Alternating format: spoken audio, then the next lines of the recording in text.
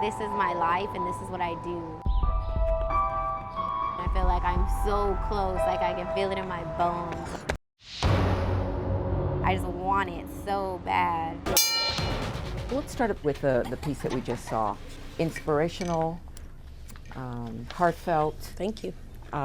It was an amazing piece. How do you put something like that together with so much heart? It takes, you saw the list of credits at the end. I mean, we have a huge team. And people, I think, who really love the subject. You know, one of the things that's great about working with Marlen and her whole family was that you really want to capture her essence. You know, you want to get her dad just right.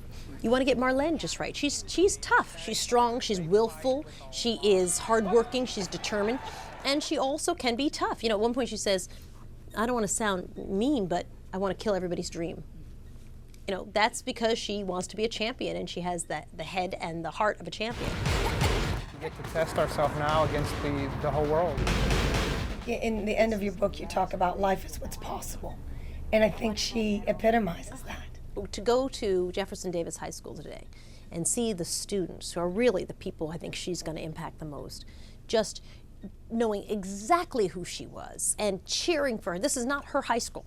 This is not her high school. It's not her bar, yeah. And just being so inspired by the fact that she was in their auditorium. They had little flags that said Davis High School and shouting, USA, USA, to walk into an auditorium, all the kids in purple, waving these flags. It was one of the most amazing things that I've ever walked into.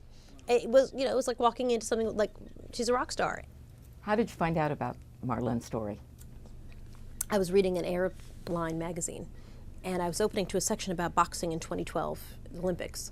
But when you looked at the pictures, they were showing all these women, and overwhelmingly they were Latinas, which surprised me. And so when we started investigating that, which we just thought was interesting, the name that kept coming up, the name that was at the top of everybody's list was Marlen Esparza, who was at the time the 5-time national champion, is now the 6-time national champion. And so we knew that, you know, her story, if we did the story, it would be her story that we wanted to tell. And then it was a matter of just talking Marlen and her coach and her family into being part of the doc. You talked about being dedicated and hard work. You obviously have used those traits to get to where you are today. How hard has it been? I never really thought of it as, well, here's the obstacles because I'm a woman, here's the obstacles because I'm mixed race, here's the obstacles because I have a strange name, here's the, you know, here's the obstacles because I have 4 kids. I mean, sometimes that was even more overt, where people would say, well, you're not going to want to travel because I know you're a mom, you have kids, and you think, who wants to get on a plane more than me? Nobody. I got 4 kids. I'm exhausted. I'm dying to check into a hotel somewhere. So I never thought about it that way. I really didn't. I just thought, well, I think I can get to this. I think I can do this. And if I'm given the opportunity, I'm going to try to do it really well. Partly for me, because I thought I could do it well. And then I also knew that, and if you screw it up, there's a whole bunch of other people, you know, who won't get a chance. You know, if I'm the person who screws something up because I'm a working mom and I just can't hack it, I'm sent to Japan to cover a story and I have to come back early because I can't manage being away from my family, they will not send another mom. I guarantee you. That will be done. As you see, there are times in the documentary where she's very pensive. It's obvious she thinks through not only every physical but every mental move. It's the fun of doing news documentaries for me.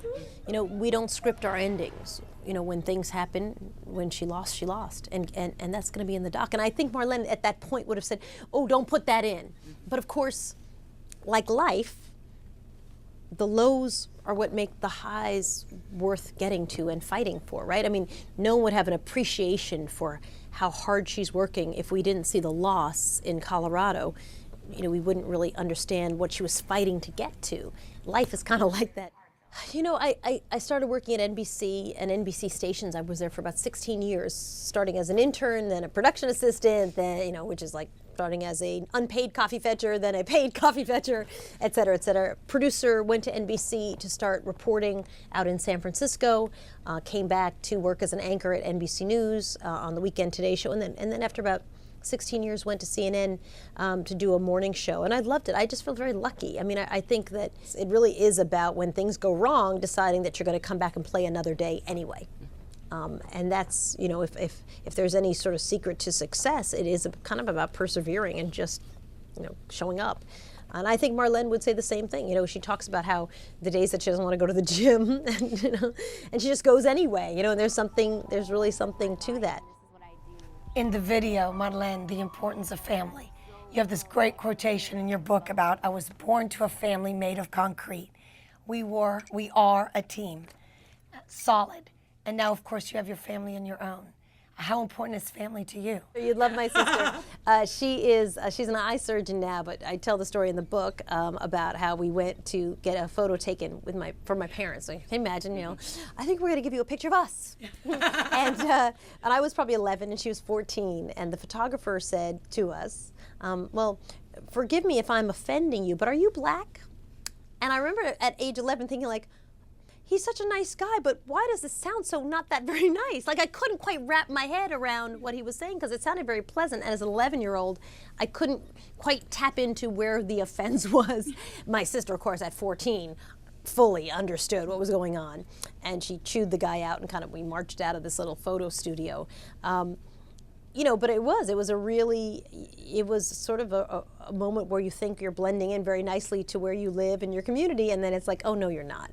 I loved I've entered the land of the great American equalizer. And she can relate to this too, motherhood. Yeah. and her reference when Sophia was born, 2000, game changer. Yeah. Game changer. I had no idea how, you know what's so funny? I knew it would be hard, but I didn't know how, like, physically hard. Like, your arms would hurt from carrying a baby, and you're always leaned over to one side, so your back would hurt and your neck would hurt, and you're always doing things one-handed. And the perennial exhaustion. Oh my God, and how tired. You're like, you're exhausted. Wow, I remember thinking, wow, I can't believe how much I can get done having not slept for days. Wow, yeah. Wow. You know, I do find it disappointing at times that, you know, I don't run into a lot of other people on my stories. And I wish I did. Again, I do 8 stories a year. I do 8 docs a year. That's a busy year. That's a year where we also do live coverage of earthquakes and tsunamis and 9/11 anniversaries, etc. That's not that many stories. On a community, you know, if you're looking at Latinos, it's massive. On a community that's also giant, like African Americans, we do very little coverage on Asian Americans. We do almost no coverage on Native Americans. Actually, and I'm sure you've been asked about that. All the time. I was going to ask, and some days I say Asian America? I would love to. You know, we pick by story, so it depends. What's the story? What I'd hope my bigger legacy is, honestly, I met a lot of journalism students here tonight. And they would say, you know, I was going to do this, but I decided after seeing your first Latino in America, or after you saw Black in America, I thought that journalism would be possible to me because I could add something to those stories, which is great, you know. I mean, because I think that that's what we need. We need a lot more people telling those kinds of stories.